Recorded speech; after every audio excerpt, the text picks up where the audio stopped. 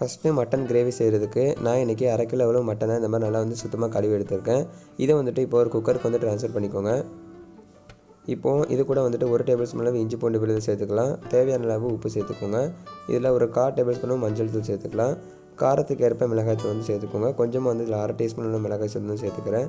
சேர்த்துட்டு இதில் தேவையான அளவு தண்ணி விட்டு ஒரு 10 விசில் வச்சு நல்லா வந்து வேக வச்சு எடுத்துக்கோங்க.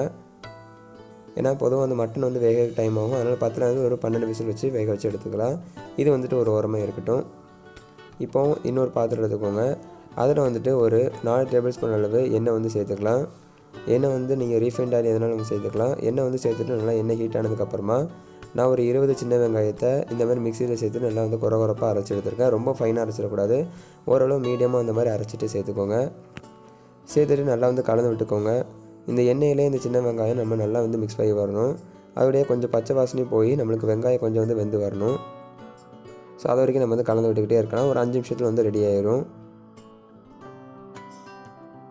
இப்போ பார்த்தீங்கன்னா நம்ம நல்லா வந்து மிக்ஸ் பண்ணி எடுத்தாச்சு. இப்போ இது கூட ஒரு தக்காளியை ஒரு மீடியம் சைஸ் அளவு தக்காளி வந்துட்டு மிக்ஸி ஜாரில் சேர்த்து நல்லா அந்த மாதிரி ஃபைன் பேஸ்ட்டாக அரைச்சி சேர்த்துருக்கேன். அதை வந்துட்டு இது கூட சேர்த்து நல்லா வந்து கலந்து விட்டுக்கலாம். இது ரெண்டுமே சேர்த்து பச்சை வாசனை போகிற வரைக்கும் நல்லா வந்து மிக்ஸ் பண்ணிக்கோங்க. ஸோ நல்லா அப்படியே பச்சை வாசனை நான் கம்ப்ளீட்டாக வந்து போயிடணும். இது ஒரு 5 நிமிஷம் ஆகும். ஸோ நல்லா வந்து மிக்ஸ் பண்ணிக்கோங்க. ஸோ இந்த மாதிரி பண்ணும்போது நம்மளுக்கு நல்லா வந்துட்டு கிரேவி வந்து நல்லா கிரேவி வந்து கிடைக்கும். நல்லா கெட்டியாக வந்து கிடைக்கும். சாப்பிட்றதுக்கு ரொம்ப டேஸ்ட்டாகவும் இருக்கும். இப்போ இது கூட 1/2 டீஸ்பூன் அளவு இஞ்சி பூண்டு விழுது வந்து சேர்த்துக்கலாம். சேர்த்துட்டு நல்லா வந்து மிக்ஸ் பண்ணிக்கோங்க. ஸோ அதோடைய பச்சை வாசனை வந்து போகணும். ஸோ அது வரைக்கும் நல்லா வந்து மிக்ஸ் பண்ணிக்கோங்க. நெக்ஸ்ட்டு நம்ம மற்ற இன்க்ரீடியன்ஸ் எல்லாமே வந்து சேர்க்க ஆரம்பிச்சிடலாம். இப்போ பார்த்தீங்கன்னா நம்மளுக்கு தெரியும் நல்லா வந்து கலர் வந்து கொடுத்துருக்கு. இந்த மாதிரி அரைச்சி சேர்க்கும்போது நம்மளுக்கு குழம்புக்கு நல்ல கலர் கொடுக்கும் கிரேவிக்கு.